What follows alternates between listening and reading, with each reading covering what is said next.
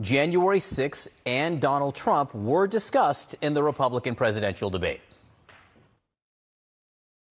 Do you believe that Mike Pence did the right thing on January 6th? So here's what we need to do. We need to end the weaponization of these federal agents. But that's not I the will do question. that. That's not the question. I know, but here's the thing. You can answer the This question. election is not about January 6th of 2021. It's about January 20th of 2025, when the next president is going to take office. I think the American people deserve to know whether everyone on this stage agrees that I kept my oath to the Constitution that day. There's no more important duty. So answer the question. I've answered this before. So yes. Why are we? Mike did his duty. I got no beef with him.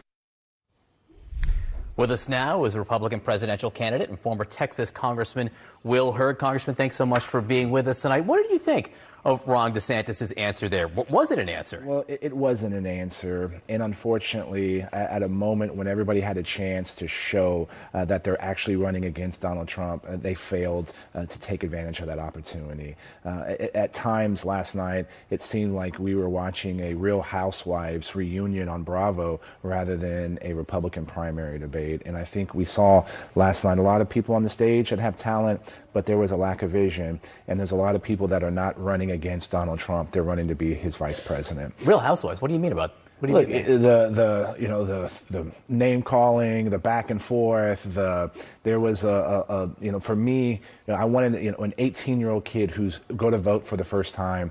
Were they going to be able to watch this debate and try to understand who the next leader of the free world is going to be? And did they walk away with some trust in one of these candidates? And I don't think that was achieved. I think there was a lot of talking about problems, but there weren't talking about solutions. How are we going to have unprecedented peace at a time that the Chinese government is trying to surpass the United States of America as a global superpower? We got to have alliances, and we got to make sure America continues to be a leader in advanced technologies like AI, quantum computing, synthetic biology. And we also got to make sure that we move supply chains to a place where we don't have to rely on China. These were some of the solutions that the American people wanted to see. Who won the debate last night? Again, I think NIkki Haley had some strong moments, but the fact that she raised her hand in the end and said that she would continue to support Donald Trump, even if he was convicted, to me, that's just unacceptable. If the GOP is going to be the party of law and order, then we have to make sure we allow our courts to work. And then if somebody is convicted by a jury of their own peers, we need to be supporting that jury. I think one of the things, Vivek had a lot of focus and attention afterwards, but come on. You believe, 9/11 is a hoax. You think Russia is not a threat. You think climate change is not real. That is not a serious candidate, and that's going to, we can't win a general election that way. Oh, and also, you want to remove the rights of people to vote to changing the age to 25. So if we want to make sure that the GOP prevents a trend that has happened for the last 20 years, and that's losing the popular vote, we have to be articulating a vision that can be attractive to independents and Democrats who are sick and tired of the direction that the country is going. How do you explain what seemed to be a pile-on Vivek Ramaswamy at some point?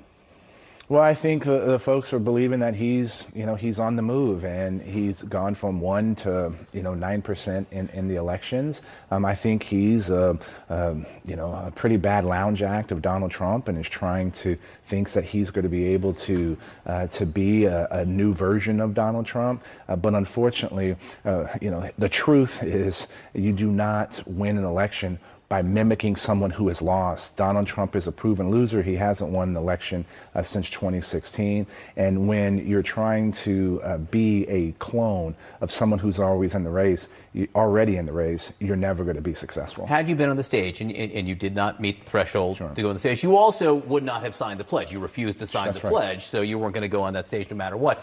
But had you been there, what would you have said to Vivek Ramaswamy? Well, I would have said to Vivek, number one, 9/11 was real. 3,000 people died on that day and thousands were injured. The truth is, America should not be kissing the butt of war criminals like Vladimir Putin. I would have said that we should be defending our friends like Taiwan and not being willing to let the Chinese government take them over.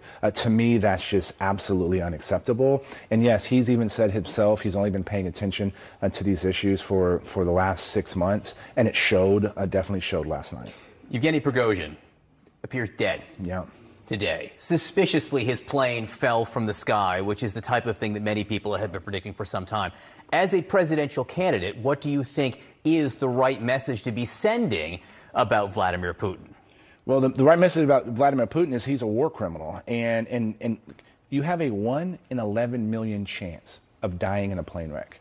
And 2 months after Prigozhin tries to overthrow Vladimir Putin, he just miraculously falls out of the sky, and there's somebody happened to be in a field recording it.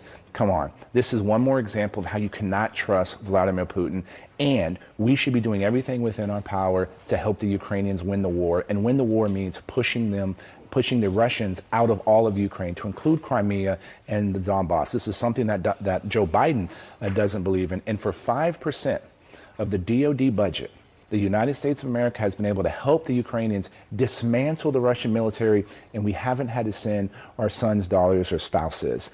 To me, that sounds like a pretty good deal. The issue is not about the size of the support, it's the speed, and we should be getting all the equipment to the Ukrainians in order for them to win this war. Former Congressman Will Hurd, nice to see you in person. Thanks so much for coming on.